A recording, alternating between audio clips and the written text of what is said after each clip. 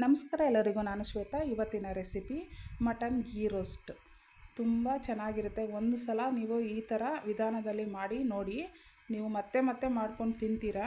ತುಂಬ ಚೆನ್ನಾಗಿರುತ್ತೆ. Side dish ಆಗಿ ಅಂದರೆ ರಸಮ್ ಅನ್ನಕ್ಕೆ, ಚಪಾತಿಗೆ ಮತ್ತು ಗೀ ರೈಸ್ಗೆ, ವೈಟ್ ರೈಸ್ಗೂ ತಿನ್ಬೋದು. ಸ್ವಲ್ಪ ಗ್ರೇವಿ ಥರ ಮಾಡಿಕೊಂಡ್ರೆ ವೈಟ್ ರೈಸ್ಗೂ ಚೆನ್ನಾಗಿರುತ್ತೆ. ಇದು ಯಾವ ರೀತಿ ಮಾಡೋದು ಅಂತ ನೋಡೋಣ. ತಿನ್ಬೋದು. ಈಗ ಇದನ್ನು ಮಾಡಲಿಕ್ಕೆ ಒಂದು ಕುಕ್ಕರ್ ಇಟ್ಕೊಂಡು ಅದಕ್ಕೆ ಒಂದು 2 ಟೇಬಲ್ ಸ್ಪೂನ್ ಎಣ್ಣೆ ಹಾಕ್ಕೊಂಡು ಒಂದು ಅರ್ಧ kg ಮಟನ್ನ ನಾನು ತೊಗೊತಾ ಇದ್ದೀನಿ. ಇಲ್ಲಿ ಚೆನ್ನಾಗಿ ವಾಶ್ ಮಾಡಿ ಇಟ್ಕೊಂಡು ಅದನ್ನು ಸೇರಿಸ್ಕೊತಾ ಇದ್ದೀನಿ. ಆ ಸೇರಿಸಿದ್ಮೇಲೆ ಅರ್ಧ ಟೀ ಸ್ಪೂನು ಒಂದು ಅರಿಶಿನ ಪೌಡ್ರ್ ಹಾಕ್ಕೊತಾ ಇದ್ದೀನಿ. ಹಂಗೇ 1 ಸ್ಪೂನು ಉಪ್ಪು ಹಾಕ್ತಾಯಿದ್ದೀನಿ. ಯಾಕಂದರೆ ಅರ್ಧ kg ಮಟನ್ ತೊಗೊಂಡಿದ್ದೀನಿ. ಸ್ವಲ್ಪ ಟೇಸ್ಟ್ ಬೇಯಲಿಕ್ಕಷ್ಟೇ ಮಿಕ್ಸ್ ಮಾಡ್ಕೊತಾ ಇದ್ದೀನಿ. ಇದನ್ನು ಚೆನ್ನಾಗಿ ಈ ಥರ ಮಿಕ್ಸ್ ಮಾಡಿಕೊಂಡು 1 ಸ್ಪೂನು ಶುಂಠಿ ಬೆಳ್ಳುಳ್ಳಿ ಪೇಸ್ಟ್ನ ಹಾಕ್ಕೊಂಡು ಮಿಕ್ಸ್ ಮಾಡ್ಕೊತಾನೆ ಇದಕ್ಕೆ ಜೊತೆಗೇ ನೋಡಿ ಈ ಥರ ಚೆನ್ನಾಗಿ ಮಿಕ್ಸ್ ಮಾಡ್ಕೊಳ್ಳೋಣ. ಮಿಕ್ಸ್ ಮಾಡ್ಕೊಂಡು ಆದಮೇಲೆ ಚೆನ್ನಾಗಿ ಮಿಕ್ಸ್ ಆಗಲಿ. ಮಿಕ್ಸ್ ಮಾಡ್ಕೊಂಡು ಆದಮೇಲೆ ಇದನ್ನು ಸಪ್ರೇಟ್ ಪಕ್ಕಕ್ಕೆ ಇಡ್ತಾ ಇದ್ದೀನಿ. ಅದು ಸ್ವಲ್ಪ ಹಸಿ ವಾಸನೆ ಎಲ್ಲ ಹೋಗಲಿ. ಇಲ್ಲಿ ಮಸಾಲೆ ಏನು ಬೇಕು, ಮಸಾಲೆಗೆ ಏನು ಬೇಕು, ಪೆಪ್ಪರ್ ಫ್ರೈ ಅದಕ್ಕೆ ರೆಡಿ ಮಾಡ್ಕೊಳ್ಳೋಣ ಅಂತ ಒಂದು ತಗೊಂಡು ಅದಕ್ಕೆ ಎಣ್ಣೆಯನ್ನು ಸೇರಿಸೋದು ಬೇಡ. 1 ಸ್ಪೂನು ಜೀರಿಗೆ, 1 ಸ್ಪೂನು ಸೋಂಪು ಮತ್ತು 2 ಸ್ಪೂನು ಧನಿಯಾ, ಒಂದು 4 ಒಣಮೆಣಸಿನ್ಕಾಯಿ ಮತ್ತು ಒಂದು ಸ್ಪೂನು ಪೆಪ್ಪರು ಮತ್ತು 1-2 ಚಕ್ಕೆ, 1 ಲವಂಗ ಸೇರಿಸ್ಕೊಂಡು ಈ ಥರ ಡ್ರೈ ರೋಸ್ಟ್ ಮಾಡಿಕೊಂಡು ಅದು ಹಾರಲಿಕ್ಕೆ ಬಿಟ್ಬಿಟ್ಟು ಕಿಟ್ಟೆ ಈಗ ಮತ್ತೆ ಅದೇ ಕುಕ್ಕರ್ನ ತೊಗೊಂಡು ಅಲ್ಲಿ ಚೆನ್ನಾಗಿ ಹಸಿ ವಾಸನೆ ಹೋಗೋ ಥರ ಆಗಿದ್ಮೇಲೆ ಇದಕ್ಕೆ ಒಂದು ಸ್ವಲ್ಪ ನೀರು ಸೇರಿಸ್ಬಿಟ್ಟು, ಅಂದರೆ ಜಾಸ್ತಿ ನೀರು ಸೇರಿಸೋದು ಬೇಡ, ಒಂದು ಅರ್ಧ ಲೋಟ ನೀರು ಸೇರಿಸ್ತಾ ಇದ್ದೀನಿ. ಬೇಯಕ್ಕೆ ಮಾತ್ರ ಅಷ್ಟೇ. ಇದು ಡ್ರೈ ಮಾಡ್ತಾ ಇರೋದ್ರಿಂದ ನೀರು ಜಾಸ್ತಿ ಸೇರಿಸೋದು ಬೇಡ. ಈಗ ನೋಡಿ 7 ವಿಷಲ್ ಕೂಗಿಸ್ಕೊತಾ ಇದ್ದೀನಿ ಇಲ್ಲಿ. ಅದಾದಮೇಲೆ ಈಗ ಆಲ್ರೆಡಿ ನಾವು ಫ್ರೈ ಮಾಡಿ ಇಟ್ಕೊಂಡಿರೋಂತಹ ಸ್ಪೈಸಸ್ ಏನಿತ್ತು ಅದನ್ನು ಮಿಕ್ಸಿ ಮಾಡಿಕೊಂಡೆ.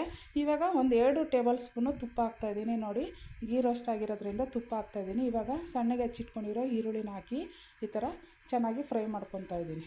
ನೋಡಿ ಈ ಥರ ಫ್ರೈ ಆದಮೇಲೆ ಒಂದು 4 ಬೆಳ್ಳುಳ್ಳಿನ ಕಟ್ ಮಾಡಿ ಹಾಕ್ತಾಯಿದ್ದೀನಿ. ಇಲ್ಲಿ ರುಬ್ಬಾಗ್ತಾಯಿಲ್ಲ, ಆಲ್ರೆಡಿ ಶುಂಠಿ ಬೆಳ್ಳುಳ್ಳಿ ಪೇಸ್ಟ್ ಹಾಕ್ಕೊಂಡಿರೋದ್ರಿಂದ ಸ್ವಲ್ಪ ಬೆಳ್ಳುಳ್ಳಿನ ಇಲ್ಲಿ ನಾನು ಕಟ್ ಮಾಡಿ ಹಾಕ್ತಾಯಿದ್ದೀನಿ. ಅದಾದಮೇಲೆ ಕರಿಬೇವು ಸೊಪ್ಪು ಹಾಕ್ತಾಯಿದ್ದೀನಿ. ನೋಡಿ ಕರಿಬೇವು ಸೊಪ್ಪು ಸ್ವಲ್ಪ ಹಾಕ್ಬಿಟ್ಟು ಚೆನ್ನಾಗಿ ಈ ಥರ ಫ್ರೈ ಮಾಡ್ಕೊಳ್ಳೋಣ. ಇದಾದಮೇಲೆ ಒಂದು 4 ಹಸಿರು ಮೆಣಸಿನ್ಕಾಯಿ ಹಾಕ್ತಾಯಿದ್ದೀನಿ. ಸ್ವಲ್ಪ ಟೇಸ್ಟು ಮತ್ತು ಖಾರಕ್ಕೆ. ಈಗ ನಾನು ಬರೀ ಅಲ್ಲಿ 4 ಒಣಮೆಣ್ಸಿನ್ಕಾಯಿ ತೊಗೊಂಡಿರೋದ್ರಿಂದ ಸ್ವಲ್ಪ ಈಗ ಗೀ ರೋಸ್ಟು ಪೆಪ್ಪರ್ ಫ್ರೈ ಅಂದರೆ ಸ್ವಲ್ಪ ಖಾರ ಬೇಕಾಗುತ್ತಲ್ವ, ಅದಕ್ಕೆ ಒಂದು 4 ಸಣ್ಣದು ಮೆಣಸಿನ್ಕಾಯಿನ ಹಾಕೋತಾಯಿದ್ದೀನಿ, ಹಸಿ ಮೆಣಸಿನ್ಕಾಯಿ. ಅದಾದಮೇಲೆ ಇದನ್ನು ಚೆನ್ನಾಗಿ ಫ್ರೈ ಮಾಡಿಕೊಂಡು ಒಂದು ಹೆಚ್ಚಿಟ್ಟಿರೋ ಟೊಮೊಟೊ ಆಪ್ಷನಲ್ಲು, ನೀವು ಬೇಕಂದರೆ ಸೇರಿಸ್ಕೊಬೋದು. ಇಲ್ಲಿ ನಾನು ಸೇರಿಸಿದ್ದೀನಿ. ಸ್ವಲ್ಪ ಗ್ರೇವಿ ಥರ ಆಗುತ್ತೆ ಕನ್ಸಿಸ್ಟೆನ್ಸಿ ಅಂತ.